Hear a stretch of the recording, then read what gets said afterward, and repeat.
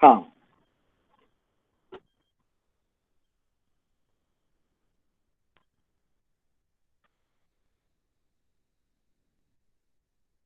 ठीक है बेटा। आवाज पूरी तरह से साफ साफ आपको सुनाई दे रही है? Yes sir. हाँ, तो आज हम पढ़ेंगे समास। समास शब्द जो है, समास का मतलब है संक्षेप करना। समास के माध्यम से नए नए शब्दों की रचना की जाती है। समास का अर्थ संक्षेप करना, छोटा करना, ये होता है। इससे अंतर्गत जो है, दो या दो से अधिक पदों को मिलाकर अलग अलग तरीकों से एक नया शब्द बनाया जाता है, नए शब्द की रचना की जाती है। अब ऐसे नए शब्द बनाने के लिए शब्दों की विभक्तियां, उसके साथ जुड़े हुए जो शब्द, इनको हटाकर फिर उनमें बचे जो शब्द होते हैं उनको बहुत निकट लाया जाता है, पास पास लाया जाता है, और इसे समास कहा जाता है। देखिए, मनुष्य जो है आमतौर पर जो है आलसी प्राणी है, ऐसा कहेंगे तो गलत नहीं होगा। यानी हर व्यक्ति चाहता है कि कम से कम श्रम में ज्यादा से ज्यादा काम वो कर पाए। और प्राचीन काल से ये प्रवृत्ति चलती आ रही है कि कम से कम समय में अधिक से अधिक काम करना चाहता है मनुष्य। और इसलिए बोलते हुए, जब कुछ शब्दों को बोलने के लिए ज्यादा उसको प्रयास करना पड़ता था, तो उनको छोटा कर लेता है।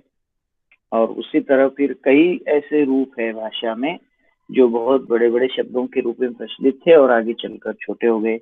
बड़े बड़े वाक्य थे, बदल गए, कुछ शब्दों के अर्थ बदल गए।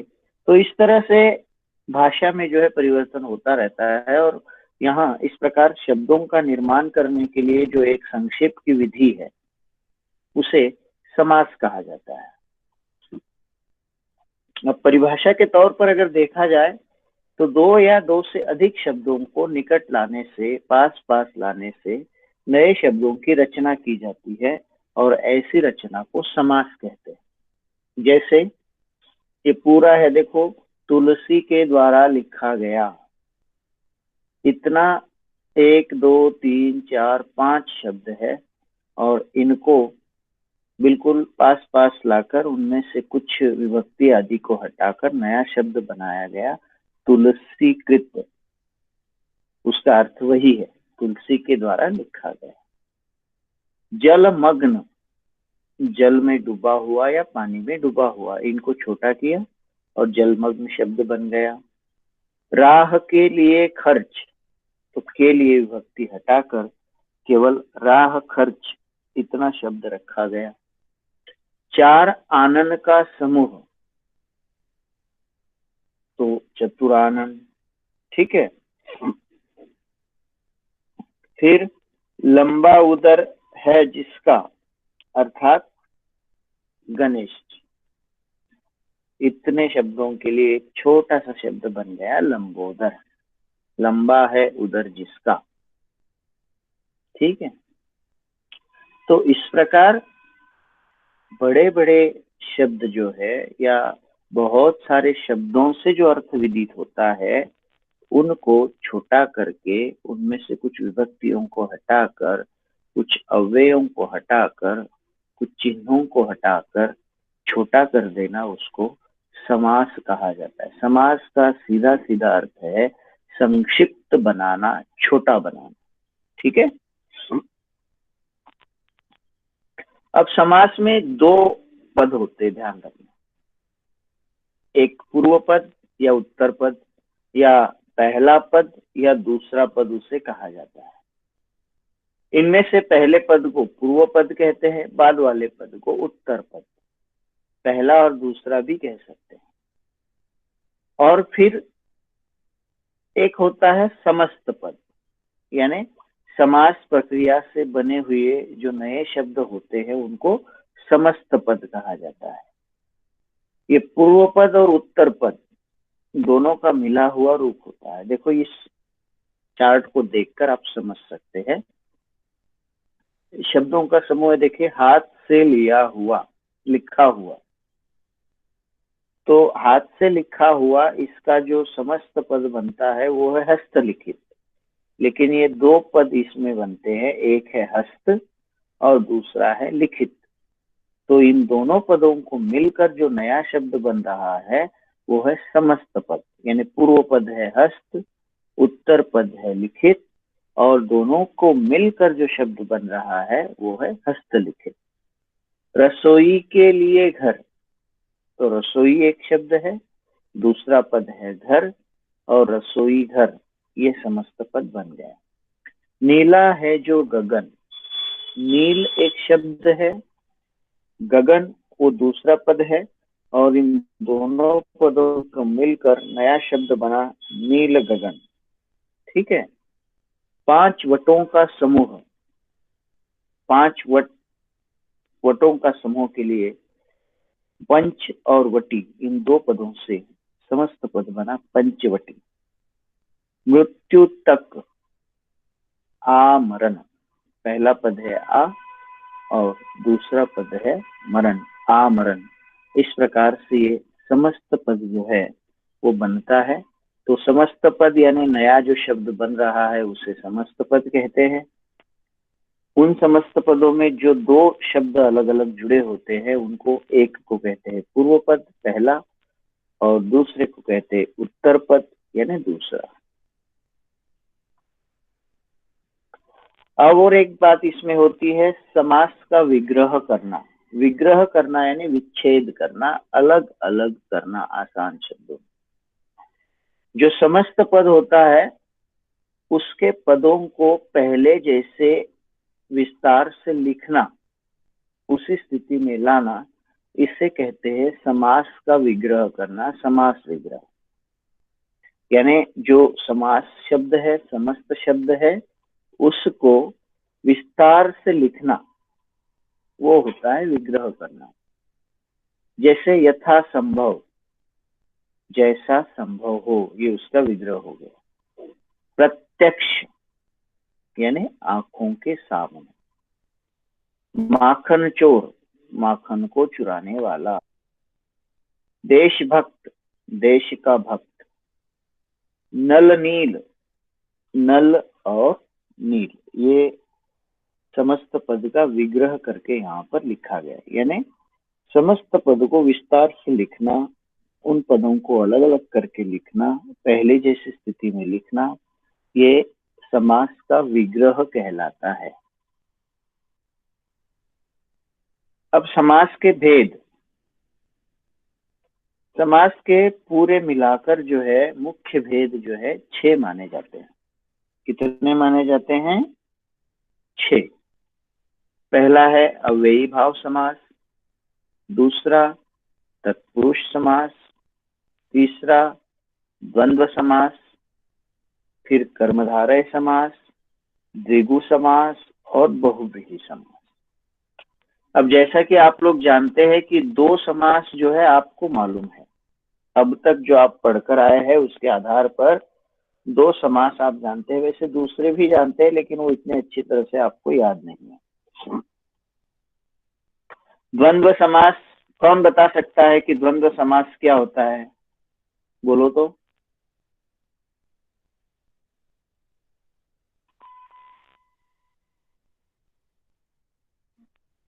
बोलो बेटा, कोई बता सकता है द्वंद्व समास?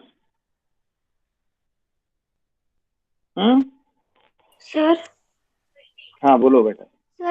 जिस समस्त पद में दोनों दोनों पद प्रधान हो और विग्रह करने में दोनों के बीच और या फिर या तथा अथवा जैसे योजक शब्दों का प्रयोग हो, उसे द्वंद्व समास कहते हैं। बिल्कुल सही, बिल्कुल सही है ना। जैसे नल नील, छोटा बड़ा, आगे पीछे, ऊपर नीचे, है ना, सुख दुख, 2 पद होते हैं और दोनों योजक चिन्हों से जुड़े होते हैं और साथ में दोनों महत्वपूर्ण पद होते हैं। ठीक है। दूसरा है द्विगु समास, ये भी आप लोग जानते हैं, यानी आप पढ़ चुके हैं। कौन बताएगा द्विगु समास क्या होता है? बोलो जरा। द्विगु समास क्या होता है? बोलो, कौन बता सकता है? सर जो द्विगु समास होता है उसमें संख्या का बोध होता है, तो जो दूसरा शब्द है वो पहले शब्द का मतलब पहले शब्द की विशेषता संख्या में बताता है, तो उसे द्विगु समास कहते हैं। बिल्कुल सही। यहाँ पर थोड़ा सा बदलाव मैं करूंगा कि पहला पद जो होता है वो संख्या होता है, ठीक है। Yes sir. और जो दूसरे शब्द होता है या दूसरा पद होता है, उसकी विशेषता एक तरह से वो पहला पद जो है संख्यावाचक विशेषण के रूप में वो आता है ना। जैसे हमने उदाहरण देखा पंचवटी, है ना, 5 वटों का समूह। नवरात्रि, नवरात्रियों का समूह, है ना। इस तरह ये द्विगु समास होता है। तो ये दो समास आप जानते हैं, एक है द्वंद्व समास और दूसरा है द्विगु समास। लेकिन अब हम एक एक समास जो है विस्तार से यहाँ पर जानेंगे, उसको समझने की कोशिश करेंगे। अच्छी तरह से ध्यान से आप समझना है। पहला है देखो अव्ययी भाव समास। जिस समास में पहला पद प्रधान हो और दूसरा गौण होता है उसे अव्ययी भाव समास कहते हैं। मतलब इसमें जो दो पद होते हैं, इन दोनों पदों में पहला जो पद होता है वो मुख्य होता है, क्योंकि उसी पर जो है अर्थ की बहुत सारी अभिव्यक्ति आश्रित होती है। इस समास में जो पूर्व पद होता है वो अव्यय होता है और जो दूसरा पद होता है वो विशेषण होता है या संज्ञा होता है। और वो जो पूरी तरह से अव्यय और संज्ञा या विशेषण से मिलकर एक जो समस्त पद बनता है वो अव्यय का काम करता है। अव्यय जानते हैं आप? अव्यय क्या होता है, कौन बता सकता है अव्यय? सर जो बदलते नहीं है। बिल्कुल सही। संज्ञा, सर्वनाम, विशेषण और क्रिया, ये जो चार रूप है वो बदलते रहते हैं, इसलिए उनको विकारी शब्द कहते हैं, ठीक है। लेकिन दूसरे चार जो है क्रिया विशेषण, समुच्चय बोधक, संबंध बोधक और विस्मयादि बोधक, ये जो चार है ये बदलते नहीं है। चाहे किसी भी तरह से लिंग, वचन, काल, कारक बदल जाए, अव्यय में किसी प्रकार का कोई परिवर्तन नहीं होता, इसीलिए उनको अव्यय कहा जाता है। व्यय का मतलब है परिवर्तन, अ का मतलब है नहीं। जिनमें परिवर्तन नहीं होता है वो अव्यय होते हैं। तो ऐसे अव्यय का कार्य करने वाला जो समास होता है एक तरह से वो अव्ययी भाव समास होता है।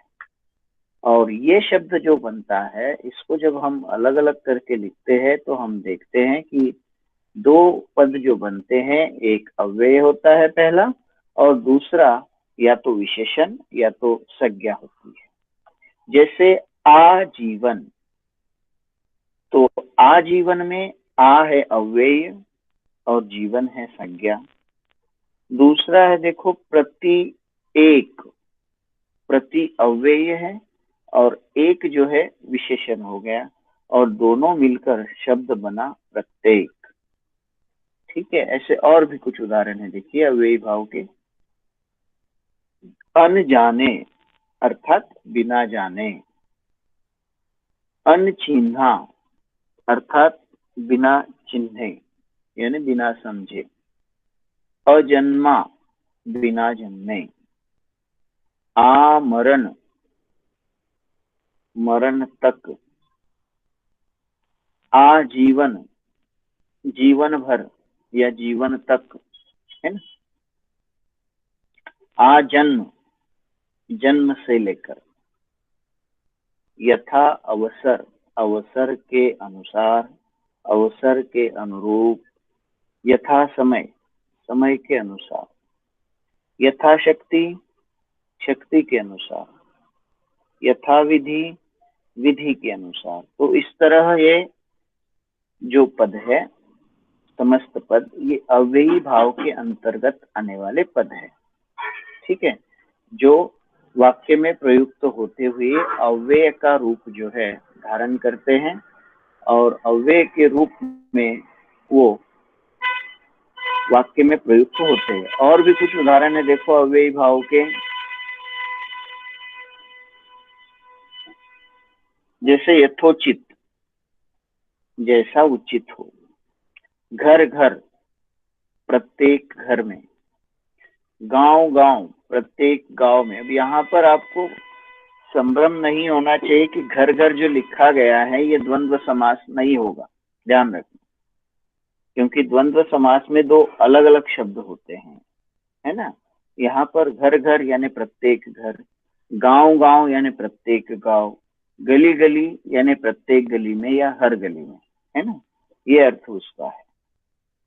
फिर है बेखटके यानी बिना किसी खटके के, निसंदेह बिना संदेह के, प्रत्यक्ष यानी आंखों के सामने, भरपेट यानी पेट भरकर, प्रतिदिन अर्थात हर दिन, और प्रतिवर्ष यानी हर साल, प्रत्येक वर्ष।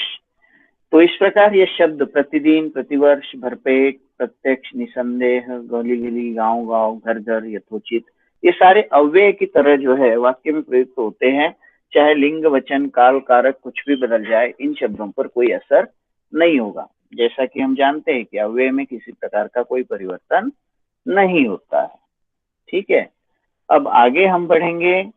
अगला जो भेद है वो है तत्पुरुष समास। अब ये तत्पुरुष समास क्या है कि जिस पद में उत्तर पद प्रधान होता है और पूर्व पद जो है वो गौण होता है, यानी पहला पद जो है इतना महत्वपूर्ण नहीं होता है जितना महत्वपूर्ण जो है वो दूसरा पद होता है। ठीक है, अब ये दूसरा पद कैसे महत्वपूर्ण होता है वो हम अब जानेंगे। जिस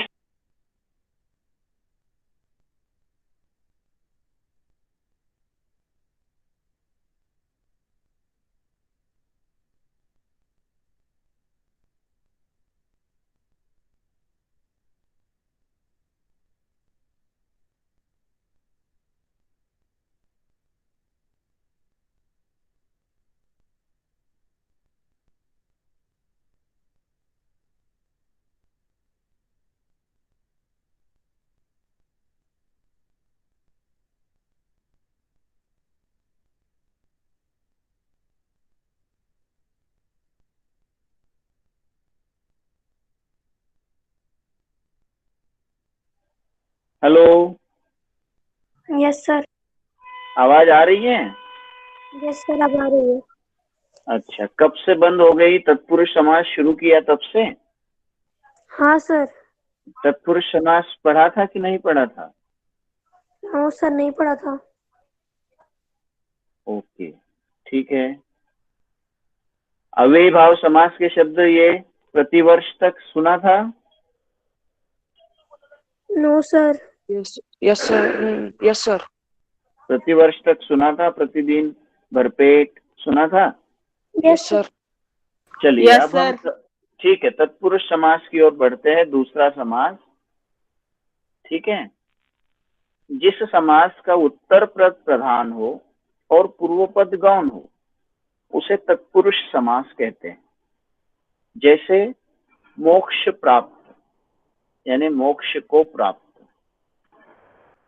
बिहारी रचित, बिहारी द्वारा रचित, रणभूमि, रण के लिए भूमि या रण की भूमि, और अध्ययन रत, अध्ययन में रत, रत होना यानी लीन होना, उसमें मग्न होना।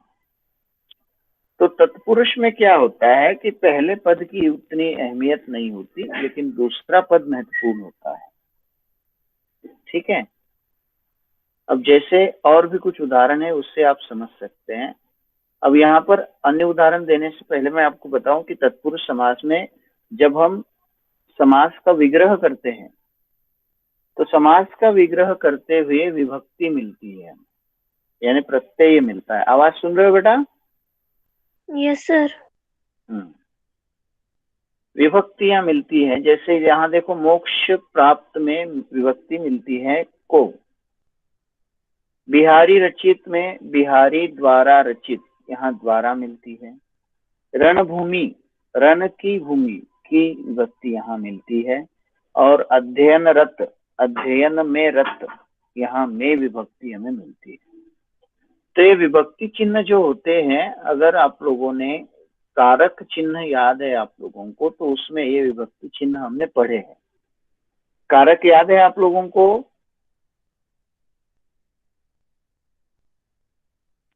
कारक याद है?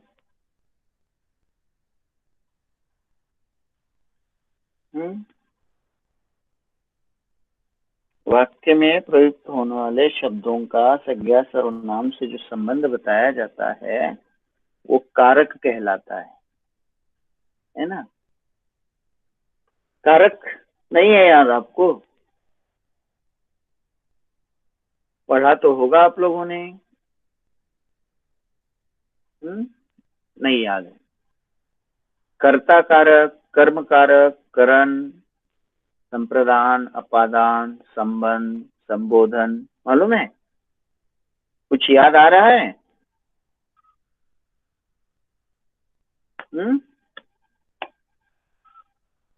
नहीं मालूम? मेरी आवाज तो सुनाई दे रही है? Yes sir. तो कारक नहीं मालूम आप लोगों को? बिल्कुल सर याद है, थोड़ा बहुत याद है ना? हाँ, कर्ता ने कर्म को करण से, संप्रदान के लिए, अपादान से, है ना, अधिकरण में पर, संबंध का की के, संबोधन हे हो अरे। तो ये जो गाना आप लोगों ने याद किया था, आप लोग भूल गए, है ना? तो कर्ता, कर्म, करण, संप्रदान, अपादान, अधिकरण, है ना, और संबोधन, संबंध, ऐसे कुल मिलाकर 8 प्रकार की कारक विभक्ति होती है। कितनी होती है? 8 प्रकार की। अब यहाँ तत्पुरुष समास में विभक्ति जो मिलती है, और इसलिए उन विभक्तियों के आधार पर तत्पुरुष समास के 6 भेद किए जाते हैं। कितने किए जाते हैं? 6 भेद। अब 6 किए जाते हैं और उनका जो नाम है उन्हीं कारक के आधार पर ही है। अब कारक है 8 और तत्पुरुष समास के भेद है 6, तो कौन से कारक इसमें नहीं है? तो 2 नहीं है। एक तो सबसे पहला अर्थात कर्ता कारक, तत्पुरुष समास का भेद नहीं है। और फिर अंत वाला जो है संबोधन, वो भी तत्पुरुष समास का भेद नहीं है।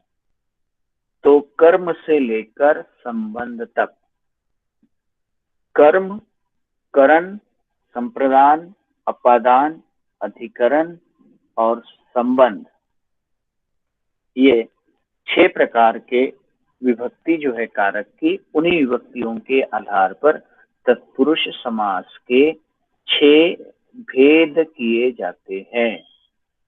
ठीक है, अब ये 6 भेद कौन कौन से है उसको हम विस्तार से देखते हैं। अब पहला भेद है कर्म तत्पुरुष। कौन सा है? कर्म तत्पुरुष।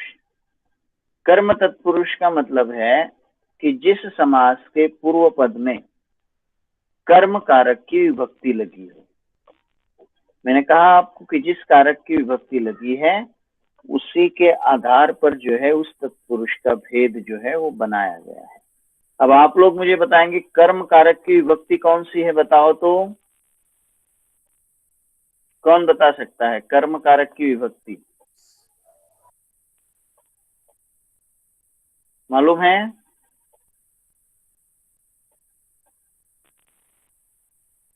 कर्म कारक की विभक्ति बताएंगे? सर दूसरी।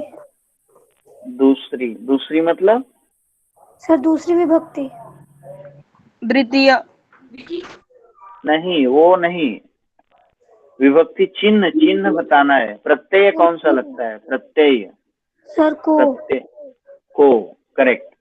आपको मैं वो गाना आप लोग याद करो जरा, कर्ता ने कर्म को करण से, है ना? याद है क्या? आपने पढ़ा है कहीं? नहीं पढ़ा? कर्ता ने मतलब कर्ता के साथ ने प्रत्यय होता है। कर्म को मतलब कर्म के साथ को प्रत्यय होता है। कौन सा प्रत्यय होता है? को। तो जहां पर को विभक्ति या को चिन्ह विग्रह करने पर हमारे सामने आता है, या समास होते हुए ये को का लोप हो जाता है या को गायब हो जाता है, ऐसी को विभक्ति कर्म की है। और ऐसी को विभक्ति जिन समासों में हम देख रहे हैं विग्रह करने पर या संक्षेप करने पर वो चली जाती है, उसे कर्म तत्पुरुष कहते हैं। जैसे यश को प्राप्त, यानी को विभक्ति यहाँ पर हट गई और नया शब्द बना समास का यश प्राप्त। माखन को चुराने वाला, यहाँ पर को हट गया और शब्द बना माखन चोर। मृत्यु प्राप्त, मृत्यु को प्राप्त, जब मृत्यु प्राप्त शब्द बना तो को विभक्ति वहां से हट गई। ग्रामगत, ग्राम को गया हुआ। स्वर्ग प्राप्त, स्वर्ग को प्राप्त। शरणागत, शरण को आया हुआ। तो यहाँ पर जो बीच में को प्रत्यय जो आता है, उसको प्रत्यय को हट जाने के बाद जो नया शब्द बनता है वो कर्म तत्पुरुष समास कहलाता है। ध्यान रखना, कौन सा कहलाता है? कर्म तत्पुरुष समास, जिसमें कर्म की विभक्ति होती है। बिल्कुल संक्षेप में याद रखो कि तत्पुरुष समास में 6 प्रकार के भेद हैं। ये 6 भेद 6 कारकों के आधार पर है, और 6 कारक की जो विभक्ति उसमें होती है वो उसमें या तो विग्रह करने पर दिखती है या तो समस्त पद बनाते समय वो चली जाती है, और जिस कारक की विभक्ति उन शब्दों में है उसके आधार पर उसे उसी नाम से जाना जाता है। जैसे कर्म कारक की विभक्ति यहाँ पर है, देखो यश को प्राप्त, को विभक्ति है, कर्म की है, और इसलिए उस तत्पुरुष को, है तो तत्पुरुष ही, लेकिन हम क्या कहेंगे उसको? कर्म तत्पुरुष समास। ठीक है, आगे जाएंगे। अगला भेद है करण तत्पुरुष समास। कर्म के बाद अगला जो कारक आता है वो है करण। करण की विभक्ति होती है से। क्या होती है? से विभक्ति। यहाँ पर करण का मतलब होता है साधन, जिसकी सहायता से काम किया जाता है, जिससे काम किया जाता है एक तरह से। तो यहाँ पर से अथवा के द्वारा, ये 2 प्रकार से विभक्ति जो है ये करण कारक की होती है।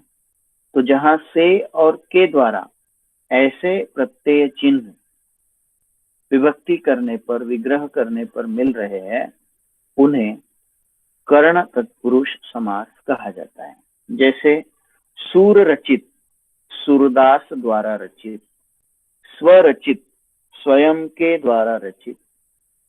ऋणग्रस्त, ऋण से ग्रस्त। बाढ़ पीड़ित, बाढ़ से पीड़ित। अकाल पीड़ित, अकाल से पीड़ित। शोकाकुल, शोक से अकूल। कष्ट साध्य, साध्य यानी प्राप्त करना, कष्ट से साध्य। और भय त्रस्त अर्थात भय से त्रस्त। ये हो गया आपका कर्ण तत्पुरुष समास, जिसमें कर्ण की विभक्ति सामने नजर आती है से या के द्वारा। अब जब संक्षेप हो जाता है तो हट जाती है, विग्रह किया जाता है तो उसमें लग जाती है। ठीक है, समझ रहे हो? कर्ण तत्पुरुष समझ लिए? और कुछ उदाहरण है इसी के, देखो। तुलसी कृत या तुलसी रचित, अर्थात तुलसी के द्वारा रचित। अगला है भूख मरा, यानी भूख से मरा। मन गढ़ंत, मन से गढ़ा हुआ। ज्वर पीड़ित, ज्वर से पीड़ित। भयाक्रांत, भय से आक्रांत। मन माना, मन से माना हुआ।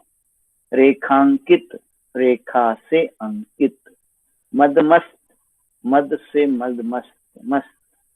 मनोवांछित, मन से चाहा हुआ। तो यहाँ से और के द्वारा विभक्ति हम देख सकते हैं, और से और के द्वारा होने के कारण इसे कर्ण तत्पुरुष समास जो है वो कहा जाता है। ठीक है, तो आज हम लोगों ने दो समास मुख्य रूप से देखे। एक है अव्ययी भाव समास और दूसरा है तत्पुरुष समास। और तत्पुरुष समास के दो भेद, कौन कौन से दो भेद हमने देखे तत्पुरुष समास के, बताओ तो।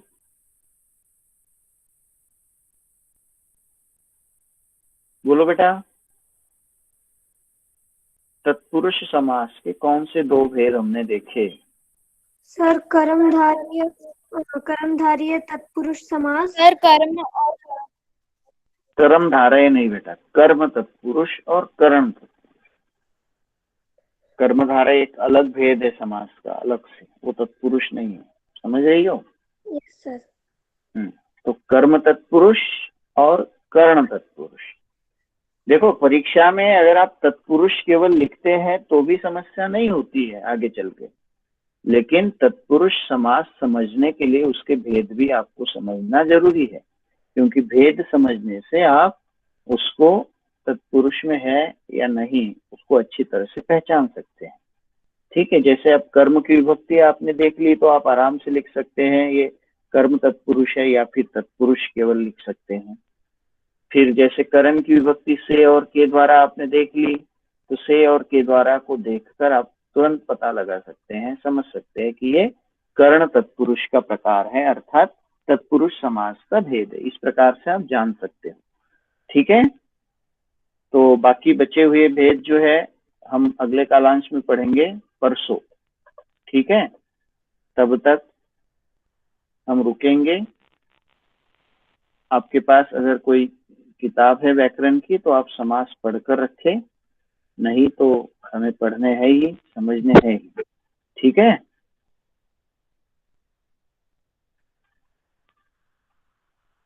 हेलो। Yes sir.